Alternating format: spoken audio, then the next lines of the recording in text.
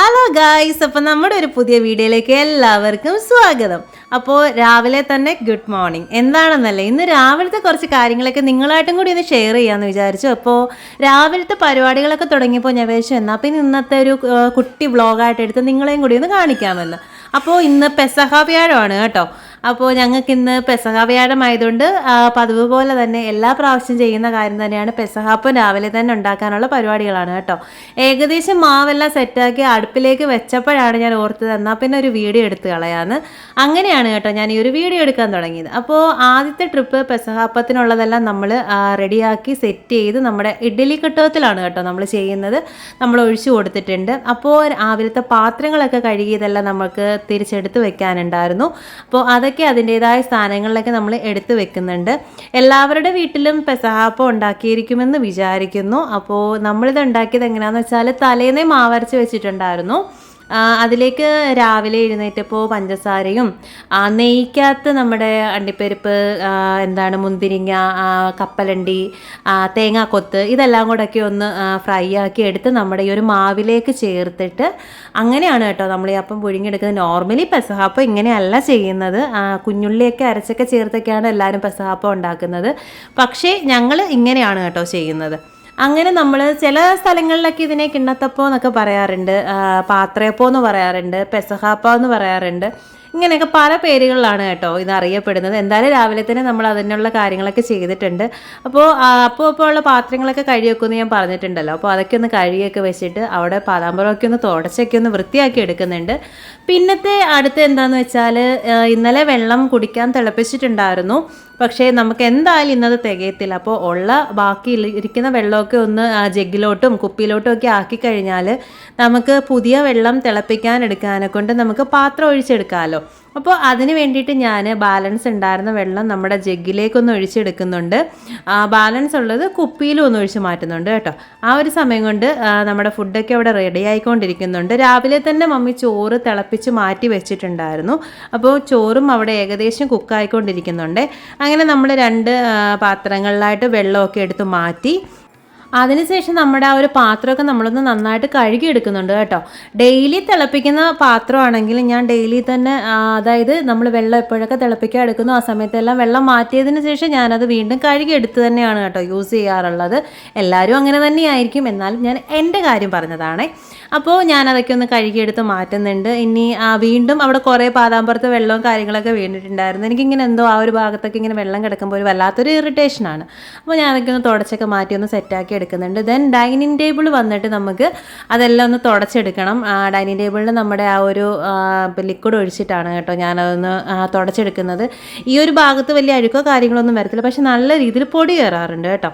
അപ്പോൾ ഇങ്ങനെ പൊടി കയറുന്നതൊക്കെ നമുക്ക് എപ്പോഴും തുടച്ച് മാറ്റിയില്ലെന്നുണ്ടെങ്കിൽ അതിൻ്റെ മണ്ടയിൽ ഇങ്ങനെ ഒരുമാതിരി ഇങ്ങനെ പൊടികൾ കിടക്കാൻ നന്നായിട്ട് അറിയാൻ പറ്റും. കാരണം ഒന്നാമതേ ബ്ലാക്ക് കളറിലെ ഗ്ലാസ് ആയതുകൊണ്ട് നന്നായിട്ട് അറിയാൻ പറ്റും കേട്ടോ. അങ്ങനെ വെള്ളമൊക്കെ കൊണ്ടുവച്ചൊന്ന് സെറ്റാക്കി അത് നമ്മുടെ ഫസ്റ്റ് പെസഹാപ്പം റെഡി ആയിട്ടുണ്ട് കേട്ടോ. നമ്മൾ കുരിശൊക്കെ ഇട്ട് കൊടുത്തിട്ടാണ് കേട്ടോ പെസഹാപ്പം ആദ്യത്തെ ഫസ്റ്റ് റൗണ്ട് റെഡിയാക്കി എടുക്കുന്നത്.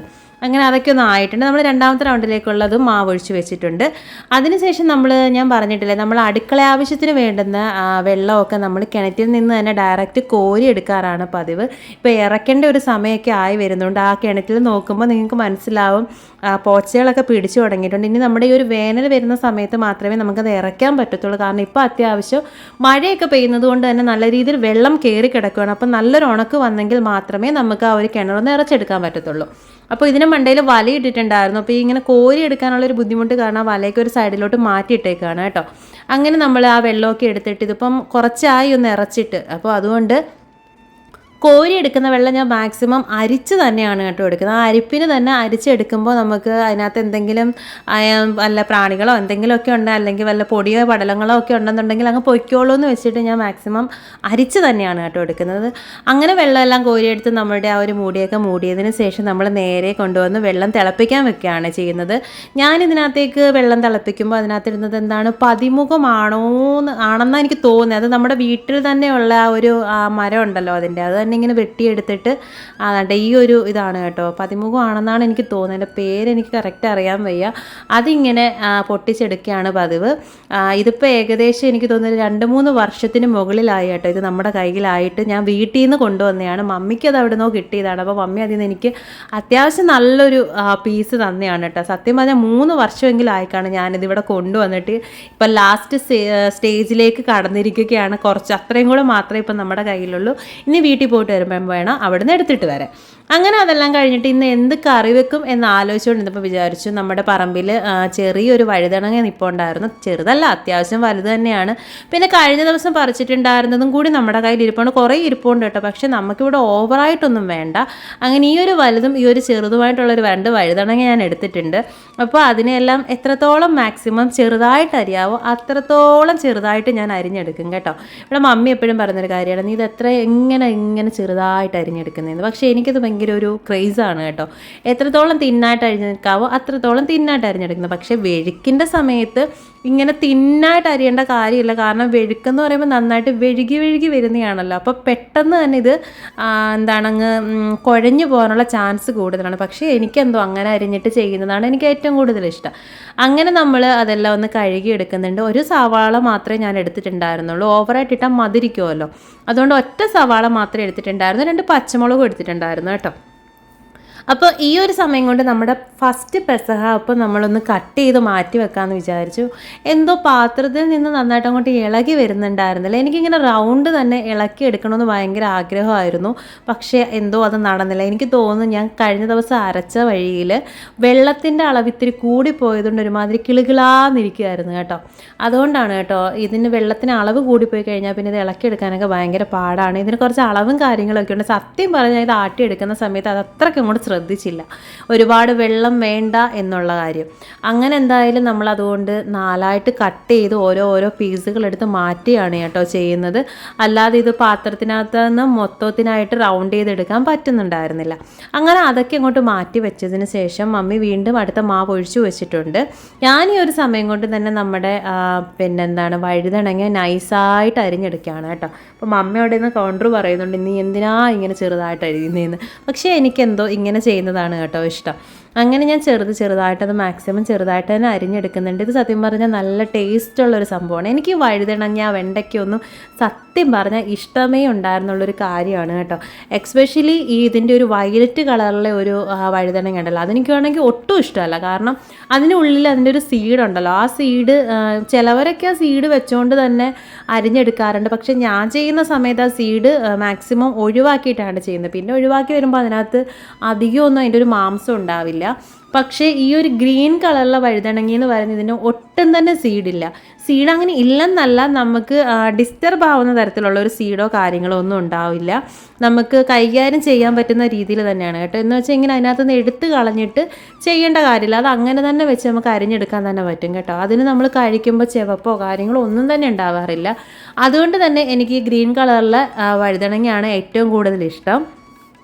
ഞാൻ വയലറ്റ് കളറിലെ വഴുതനങ്ങ അങ്ങനെ യൂസ് ചെയ്യാറില്ല, എനിക്ക് വലുതായിട്ട് ഇഷ്ടമല്ല. പിന്നെ വൈറ്റ് കളറിലെ വഴുതനങ്ങയും ഞാൻ അധികം കഴിച്ചിട്ടില്ല, ഞാൻ കഴിച്ചതായിട്ട് സത്യം പറഞ്ഞ് ഓർക്കുന്നതും ഇല്ല. അതിൻ്റെ ടേസ്റ്റ് എനിക്ക് പറഞ്ഞു തരാനും അറിയില്ല കേട്ടോ. പക്ഷേ ഗ്രീൻ കളറിലെ വഴുതനങ്ങ അന്യായ ടേസ്റ്റാണ് കേട്ടോ. എല്ലാവരും എന്തായാലും മസ്റ്റായിട്ടൊന്ന് ട്രൈ ചെയ്ത് നോക്കണം. പിന്നെ നമ്മുടെ പറമ്പിൽ നിന്നും കൂടെ കിട്ടുന്നതാണെങ്കിൽ ടേസ്റ്റ് പറഞ്ഞറിയിക്കാതിരിക്കാൻ പറ്റത്തില്ലല്ലോ, അമ്മാതിരി ടേസ്റ്റാണ്. അങ്ങനെ ആ ഒരു സവാളയൊക്കെ ഞാൻ ഒന്ന് ചെറുതായിട്ടൊന്ന് അരിഞ്ഞെടുക്കുന്നുണ്ട്. അത് കഴിഞ്ഞ് 2 പച്ചമുളക് എടുത്തിട്ടുണ്ടായിരുന്നു, അതൊന്ന് 2ആയിട്ട് കീറി അതിനെ വീണ്ടും 4ആയിട്ട് ആക്കി എടുത്തിട്ടാണ് കേട്ടോ നമ്മൾ ആ ഒരു ഫ്രൈ ആക്കാൻ പോകുന്നത്. അങ്ങനെ ഞാൻ വഴുതനങ്ങയും ഈ സവാളയും പച്ചമുളകും കൂടെ അരിഞ്ഞതൊക്കെ ഒരു പാത്രത്തിലേക്ക് മാറ്റിയെടുക്കുന്നുണ്ട്. ചിലവരൊക്കെ ആണെന്നുണ്ടെങ്കിൽ ഇതിനകത്ത് കുറച്ച് ഇഞ്ചിയും വെളുത്തുള്ളിയൊക്കെ ഒന്ന് ചതച്ചിടാറുണ്ട് കേട്ടോ. പക്ഷേ ഞാൻ അങ്ങനെയൊന്നും ചെയ്യാറില്ല, ഞാൻ ഇത്രയും മാത്രമേ എടുക്കാറുള്ളൂ. അങ്ങനെ നമ്മുടെ ആ ഒരു കട്ടിംഗ് ബോർഡും നമ്മുടെ പിച്ചാത്തിയൊക്കെ ഞാനൊന്ന് കഴുകി മാറ്റുന്നുണ്ട്. കുറച്ച് പാത്രം കൂടി കഴുകാനുണ്ടായിരുന്ന സമയത്ത് അതൊക്കെ ഒന്ന് കഴുകി മാറ്റി നമ്മുടെ ആ ഒരു വേസ്റ്റും കാര്യങ്ങളൊക്കെ ഒരു പാത്രത്തിലേക്ക് മാറ്റി. ഇതങ്ങനെ വെറുതെ കൊണ്ട് കളയാനുള്ള വേസ്റ്റ് അല്ല, നമ്മളവിടെ ഒരു വളത്തിൻ്റെ സെറ്റപ്പും കാര്യങ്ങളൊക്കെ ചെയ്തിട്ടുണ്ടല്ലോ, കഴിഞ്ഞ വീഡിയോസുകളൊക്കെ കണ്ടവർക്ക് മനസ്സിലാവും. നമ്മൾ ആ ഒരു ബോക്സിലേക്ക് സ്റ്റോർ ചെയ്യാൻ വേണ്ടിയിട്ടാണ് കേട്ടോ ഇതെല്ലാം എടുത്തു വെക്കുന്നത്. അങ്ങനെ അതെല്ലാം നമ്മൾ എടുത്ത് മാറ്റി വെക്കുന്നുണ്ട്. ഈ ഒരു സമയം കൊണ്ട് ഞാൻ ആ ഒരു പെസഹാപ്പ് ഒന്ന് ടേസ്റ്റ് ചെയ്യാൻ വേണ്ടിയിട്ട് എടുത്തതാണ് കേട്ടോ. നല്ല ടേസ്റ്റ് ഉണ്ടായിരുന്നു, പറഞ്ഞറിയിക്കാൻ വയ്യ, നല്ല ടേസ്റ്റ് തന്നെയായിരുന്നു. ആ ഒരു കപ്പലണ്ടിയുടെ ആ ഒരു കാഷ്യൂവിൻ്റെ മുന്തിരിങ്ങയുടെ ഒക്കെ ആ ഒരു കടിക്കാൻ കിട്ടുന്നുണ്ടായിരുന്നു. നല്ല ടേസ്റ്റുള്ള ഫുഡ് തന്നെയാണ് കേട്ടോ. എല്ലാവരും ഇതൊന്ന് ട്രൈ ചെയ്തിട്ടില്ലെന്നുണ്ടെങ്കിൽ എല്ലാവരും ഒന്ന് ട്രൈ ചെയ്ത് നോക്കിക്കോണേ. അപ്പോൾ നമ്മുടെ രണ്ടാമത്തെ പാത്രയപ്പോൾ റെഡി ആയിട്ടുണ്ട്. നമ്മൾ പിന്നെ നമ്മുടെ അടുത്തുള്ള നമ്മുടെ 2 വീട്ടുകാരുണ്ട്.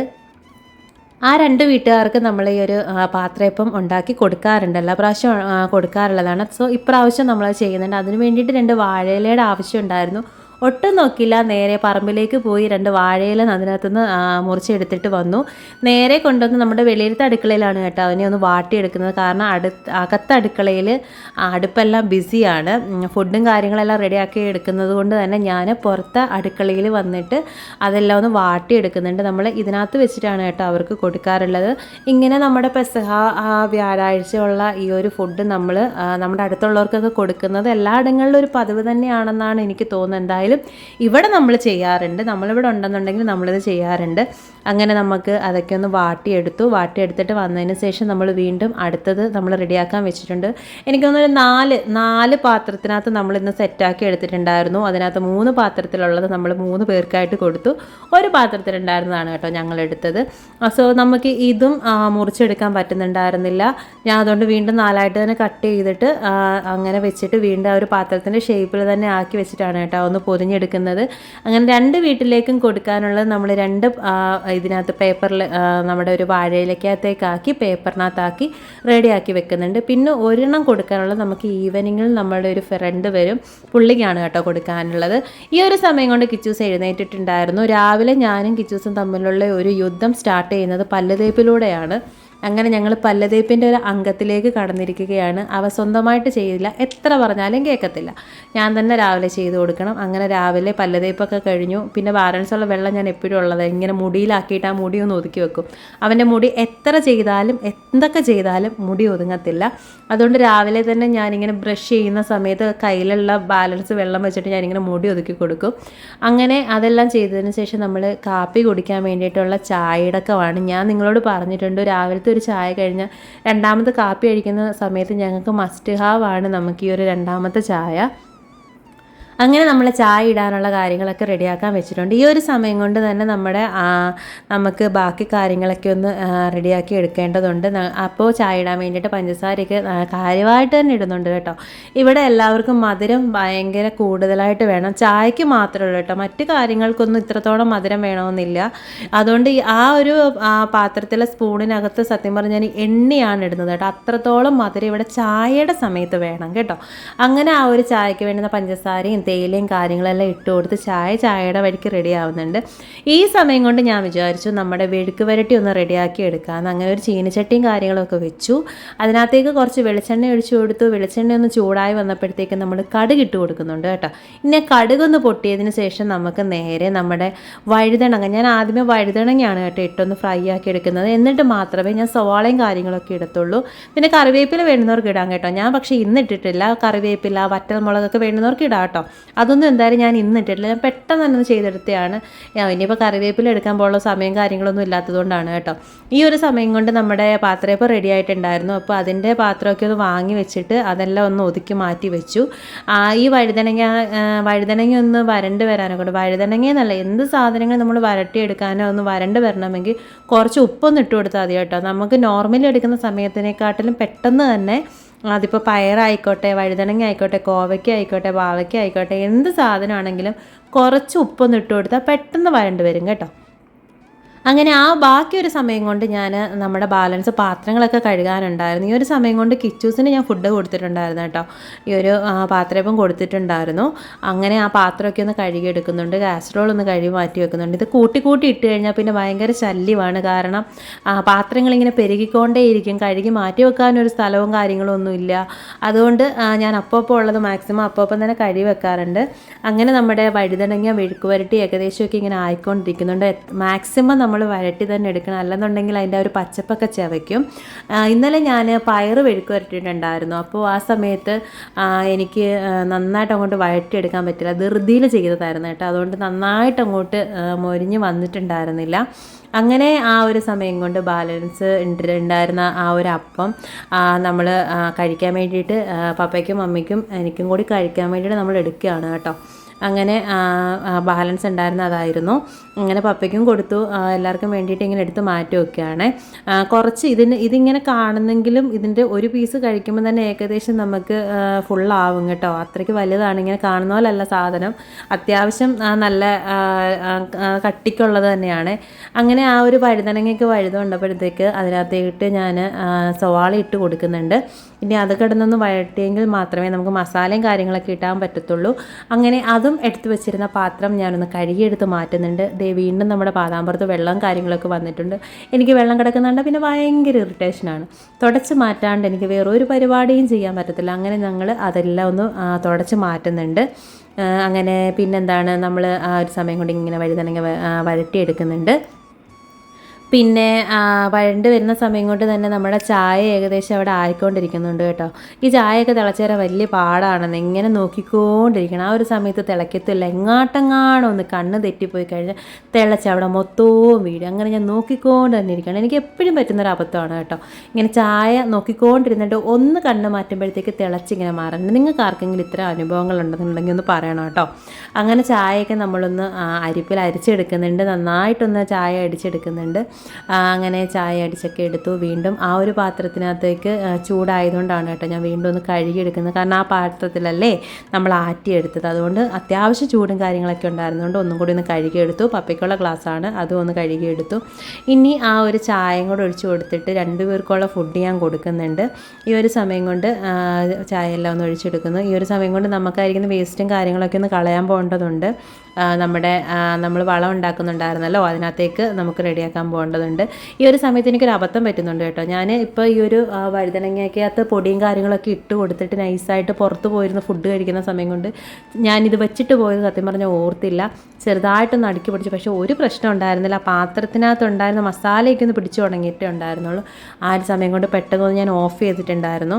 ഇങ്ങനെ എല്ലാവരും ഒന്ന് ട്രൈ ചെയ്ത് നോക്കുക കേട്ടോ. ഞാൻ ഇതിനകത്തിരുന്ന മസാല എന്താണെന്ന് വെച്ചാൽ ചെറുതായിട്ടൊന്ന് കുരുമുളക് പൊടി ഇടും, ചെറുതായിട്ടല്ല അത്യാവശ്യം കുറച്ച് കുരുമുളക് പൊടി ഇടും, പിന്നെ നമ്മുടെ ഗരം മസാല പൊടി ഇടും, ഉപ്പിടും, മഞ്ഞൾപ്പൊടി ഇടും. ഇത്രയും മാത്രമേ എടുത്തുള്ളൂ, മുളക് പൊടി കാര്യങ്ങളൊന്നും ഇടത്തില്ല. അപ്പോൾ ഞാൻ ഫുഡ് കഴിക്കട്ടെ. അപ്പോൾ ഇത്രയേ ഉള്ളൂ നമ്മുടെ ഇന്നത്തെ ഒരു വീഡിയോ. ബായ്.